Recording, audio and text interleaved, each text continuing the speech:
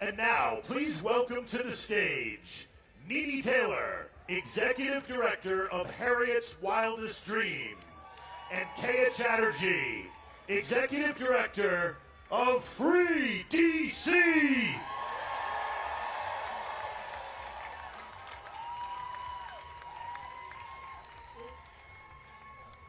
Welcome to DC.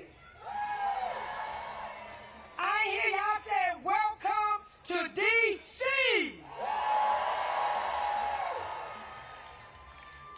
I'm Needy Taylor. I'm the co-founder and executive director of Harriet's Wildest Dreams, named after our ancestor Harriet Tubman. I am also the co-founder of Free DC. I was born and raised right here in Southeast Washington, D.C.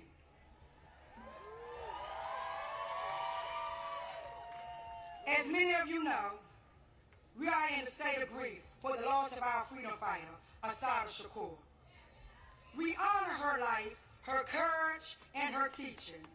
She told us that we need a revolution of the mind and a revolution of the heart.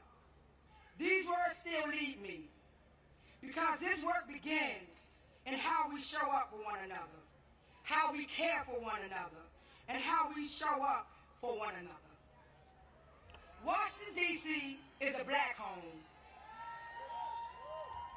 We come here to Washington, D.C. That is what you came here to Washington, D.C. That's what you stepping in.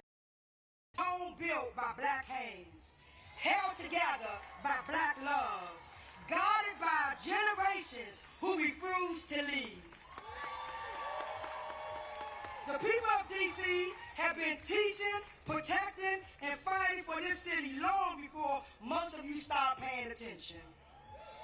We have been living and breathing the consequences of racist policies, displacement, and over-policing since post-Civil War. We have been demanding and calling for D.C. to become a state. We need D.C. statehood now. D.C. statehood now. D.C. statehood now. On Monday, our freedom watchers were up at the D.C. courts until the cell block closed 2 o'clock in the morning. They were watching hearing after hearing after hearing of our neighbors being kidnapped over the weekend. We also have 300,000 black women who have been fired in the last few months. Most of those are federal workers right here in the district. And we just listened to lawyers argue at the Supreme Court that fixing the system to make it fair for black people somehow harms white people. This is what we are up against. This is what we are up against. Black people freedom is being threatened by a felon democracy and have been punched by white fragile supremacy. Here in D.C., we have been organizing, protecting, and building long before cameras arrived. If you want to help, listen to those who have been doing this work before Trump became in office, before all of this came to play. Listen to the ones that's been on the ground ever since 400 years ago. I see all of you right here, and y'all see me.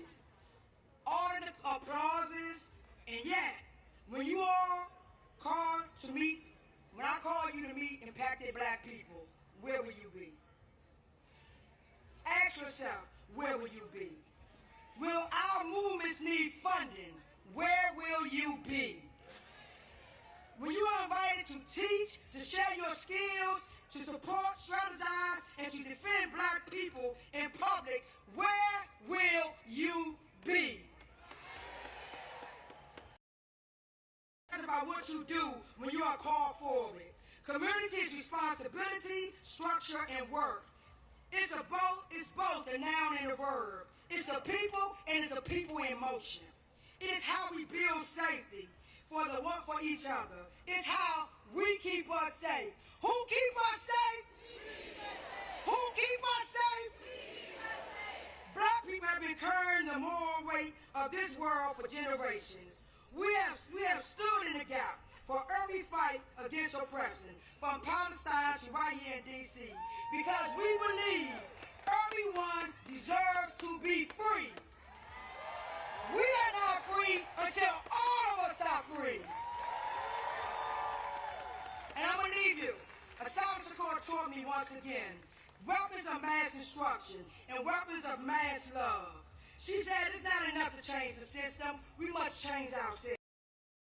That kind of change requires that we hold the line for one another.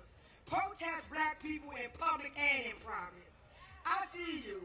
I see your faces, just like you see mine. Will you tomorrow? When I see you tomorrow, when I see you next month, when more of our rights are being stripped, and more of our black bodies are put in cages. Don't watch from the shadows. I charge you. I charge you to be on the front lines. I charge you to fight. And we will not end with because the day won't end with this stage when the stage come down and the cameras leave. And the fight for our collective liberation is not contained to this presidio of the media attention today. So again, ask yourself, where will you be?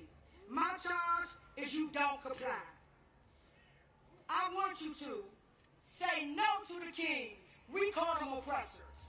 And I want you to help us to free the land, to free the people, and free us all, and free D.C. Free D.C. Free D.C. Free D.C. Free D.C.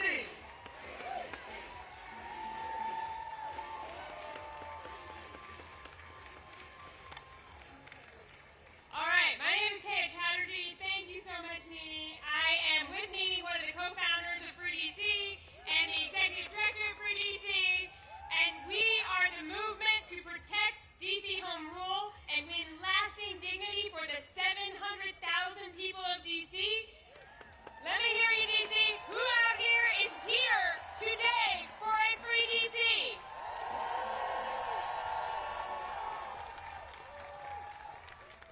So DC needs to be free because what we are doing here today, right now, would not be possible otherwise. This president wants to silence dissent.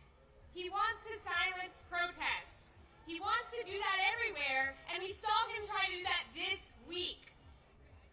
President Trump and his allies lied about this very event that we are attending right now. He tried to get us all to stay away from here. But did we do that? Our right to protest is important everywhere, really it is, but there is nowhere that it is more important than here, in the capital of the country. We know what authoritarian rulers do. Authoritarians, they try to prevent dissent in the capital.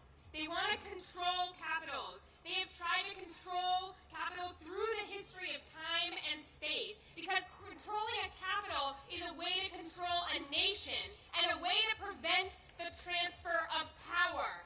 This president is no different from those authoritarians, and we saw that on January 6th, right? We saw that. And this president started attacking DC again the day he took office again. Today, we are in our third month of military occupation by armed forces from multiple other states in D.C. There are gangs of federal agents who are attacking our communities. And we've heard from so many people today that they've attacked our unhoused neighbors. They've attacked our immigrant neighbors. They've attacked black and brown neighbors. They've attacked our cultural institutions. They've attacked thousands of people who serve as federal workers. They've tried to take over our local police department. They put a disgraced Fox News host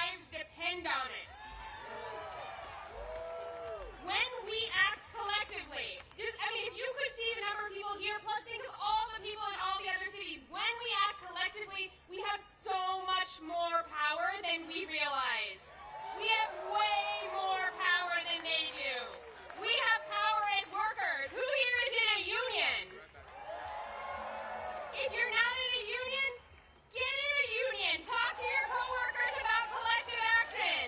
We have power as consumers. We can choose to either fuel the companies that are profiting off of our oppression, or we can starve those companies. We have power as jurors. We have seen that these indictments they are trying to get, they are failing, right? Our people understand the assignment. We see that this administration's charges are unjust.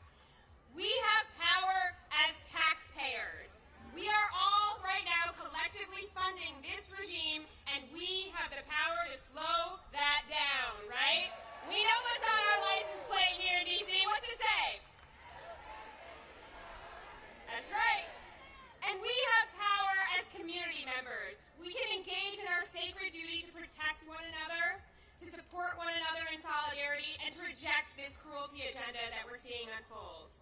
And if those are things that you want to be a part of and you aren't already, come find the Free DC action tents. They're over to the right. I know it's like so crowded you can't even see where I'm waving here, but they're in John Marshall Park over to the right, and you can join the effort and the power it takes to win.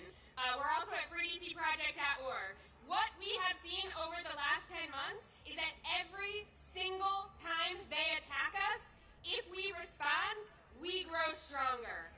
Every time they attack us, we grow more united, we grow our people, and we grow our resolve, and we learn what it takes to take them down. We're building unity, we're building power, and we are going to demand full power over our local money, our DC National Guard, our local laws, and ultimately, yes, we will be admitted as the 51st state of the United States of America. It is not going to be Canada, it's not going to it's gonna be DC. And our entire national democracy will always be at risk until that happens, until we actually protect the capital of this country. That means that everyone across this country needs a free DC. From Ward 1 to Ward 8, from Los Angeles to Chicago, from Memphis to Portland.